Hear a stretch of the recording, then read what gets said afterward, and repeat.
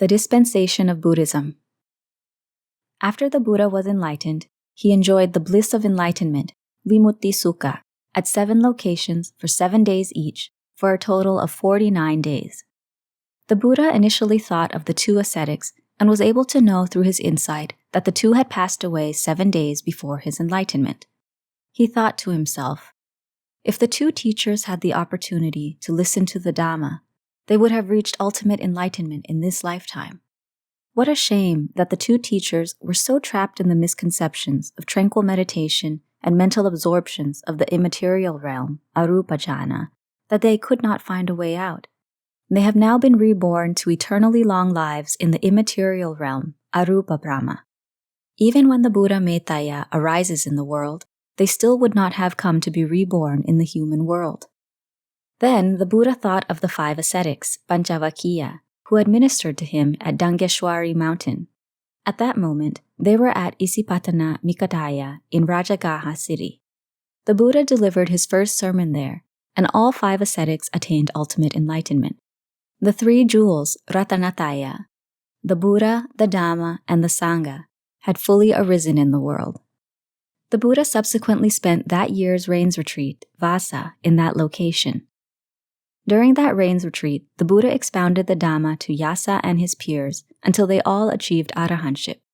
He also expounded the Dhamma to Yasa's mother and father until they attained the first level of holiness, Sotapanna. They were the first lay people to become Aryapugalas, or holy ones, in the Buddha's era. You should study the historical accounts related to Yasa's parents in order to understand their methods of practice and apply them to yourself. After the rains retreat, the Buddha preached to the group of 30 men, Patavakkhaya, until they all attained arahantship. Thereafter, he taught the 3 Jatilas and their 1,000 followers. They all reached arahantship as well.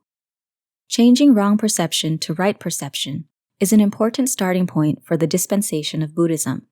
If the mind still has wrong views, it will not be aligned with the path and fruit of enlightenment, Makkaphala Nibbāna, at all. The Buddha emphasized the importance of correct perception of the truth, Sammaditthi, as the inaugural step because everyone has long held wrong perceptions of the truth, Micchāditthi. Further, the attainment of various levels of tranquil meditation, Samadhi, cannot eradicate these wrong perceptions from the mind. Moreover, the encouragement gained from meditation will enhance and intensify these wrong perceptions. Practitioners will believe that they are practicing on the right path. If a master the practitioners hold in high esteem guarantees this, they will be even more reassured. That is why, in this present era, it is difficult to rectify this and establish right views, Sammaditthi. During the Buddha's era, there were many people who became Aryapugalas because the Buddha was able to provide methods of practice to change wrong perception to right perception. This was then followed with other Dhamma topics. This is likened to a container with toxins in it. The toxins must be thoroughly washed until the container is clean, and then food can be placed into it afterward. If a mind holds right views, then Dhamma practice will be unproblematic, simple, and unhindered by doubt. Although the Buddha's teachings were correct and righteous, people in present times have misinterpreted them. They have incorporated their personal viewpoints into these teachings and claim that they are the Dhamma, or the Buddha's teachings. Contemporary generations will read these accounts, believe accordingly, and spread those teachings to others. Many teachers interpret the Dhamma differently. Each teacher writes according to their own perspective. Contemporary generations read them and become confused and are unable to discern which master's teachings are wrong and which master's teachings are right. A faithful practitioner who already holds the master in high esteem will wholly believe in and adopt those teachings.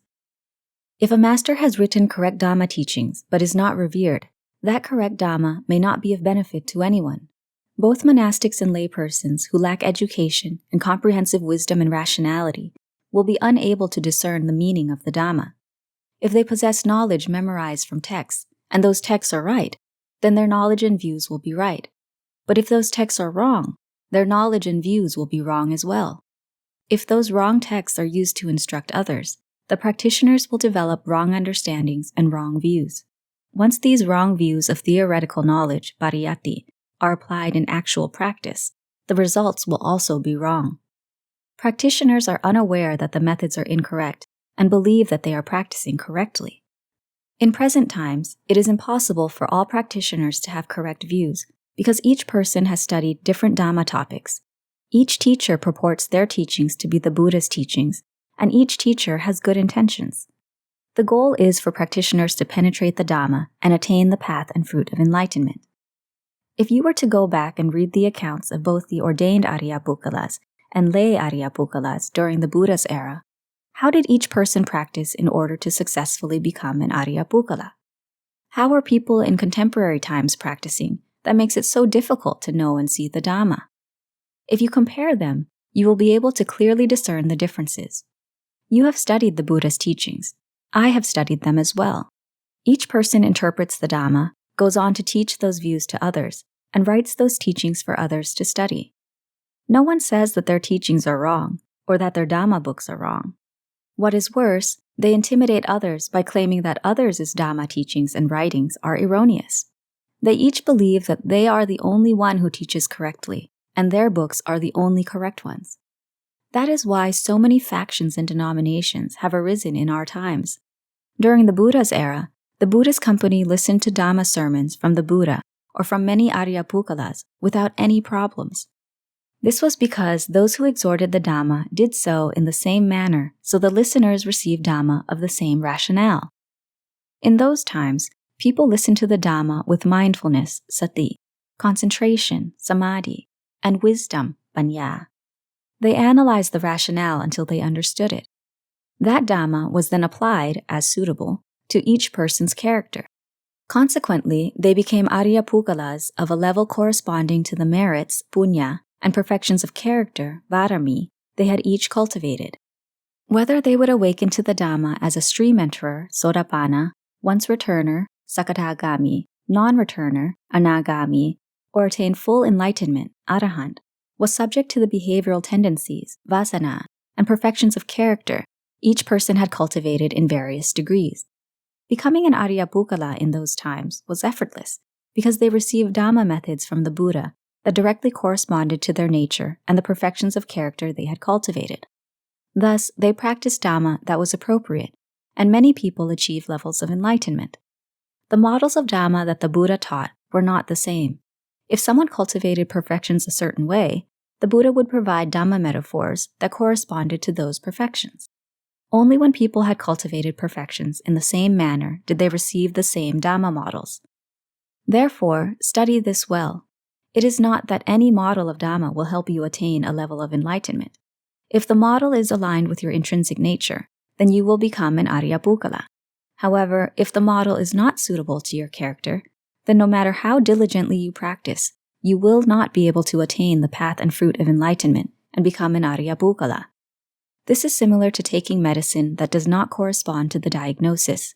No matter how much is consumed, the ailment will not be cured. Dhamma practice is just the same.